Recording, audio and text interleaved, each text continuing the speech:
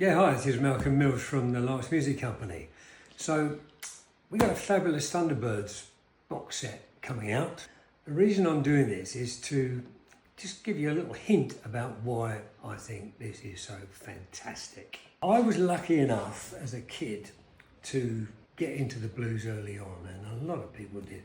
So this is really more about how come white teenagers got turned on to the blues and why the fabulous Thunderbirds are so good at it when they arrived on the scene. So first of all, over here in London, in around about the early 60s, it was pretty slim pickings if you wanted to know anything about the blues at all. I got some tips from my sister's boyfriend, who was a bit older than me and a lot more hip.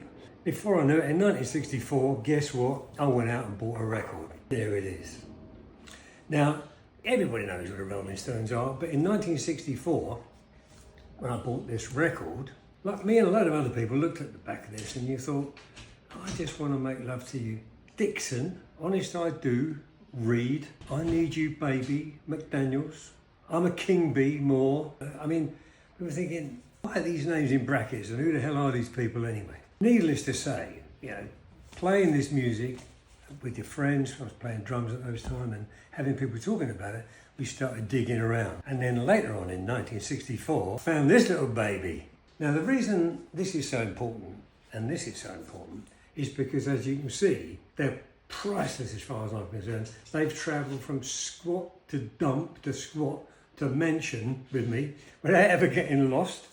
They're a bit fucked up, but it doesn't matter because they're just great records. What I really like about them is the fact that telling you today that if it wasn't for these records, I wouldn't be able to tell you about the fabulous Thunderbirds. Interestingly enough, early 60s we're talking about here. This is nearly all Chicago blues, taken from the Chess record company from Chicago. And to be honest with you, it's where most of the inspiration came from, of stuff that we slowly got turned onto in those days.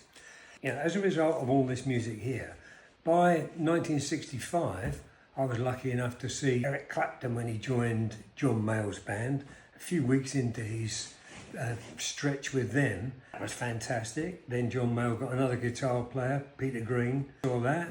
And as these people were leaving and starting their own things, we saw all that as well. And there were bands like Savoy Brown Blues Band, Black Cat Bone with Paul Kossoff, and the endless supply of local blues bands, Chicken Shack. I could go on. The main thing is, that little British blues explosion that happened went sending a tidal wave back across the Atlantic to America, and American bands started turning on to stuff that was in their own backyard that really had been ignored, and it wasn't been for the Rolling Stones. So after 3 or 4 years of this blues wave, to be honest, it started getting a bit tired. Same old thing, done by a succession of people who were making a good fist of it, but it lost its appeal because it had become too anglicised in my view. That's why in the late 70s, mid to late 70s, when the fabulous Thunderbirds' first album took off, that's why it made such an impact. I think probably the best thing I can do is read you a little extract from something that's in the box set, written by Denny Bruce, who was the producer of the first fabulous Thunderbirds albums. And it's his introduction to how come he got involved with the band in the first place,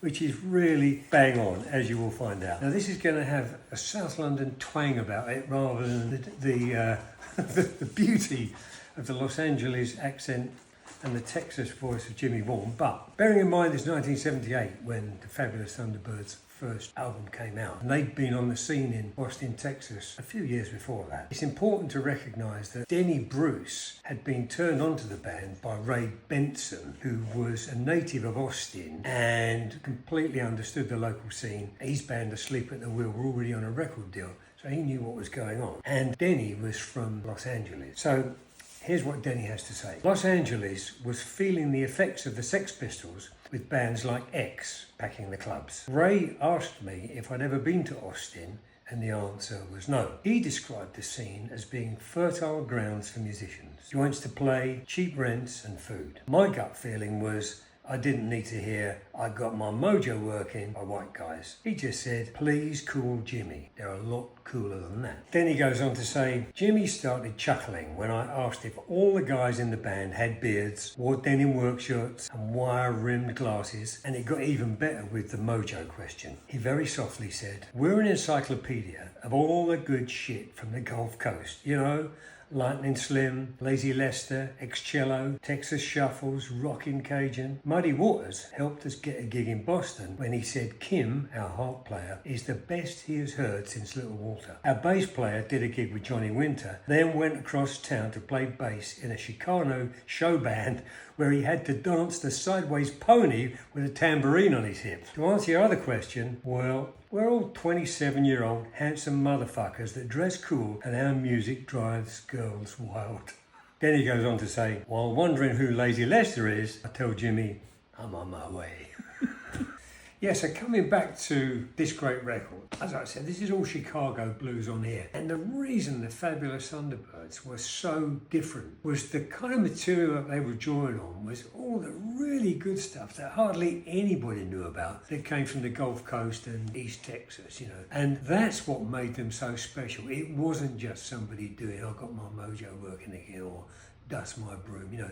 These were really well-researched, passionately played tunes by people who were living it, and nobody else was capable of playing that kind of stuff to the standard that they did, and that's why they were special. There you go. Denny wasn't wrong. The Fabulous Thunderbirds, that first album and the music they made, is the best resurrection of blues played by white guys imaginable. It never stopped. From the moment they started doing it again, on they went. And the box set that we've got coming out is all the stuff that features Jimmy until he left in 1989. Plenty of rare stuff on there. I could go on, but the main thing is I wanted you to know I'm so enthusiastic about this because it all started here. What can I tell you?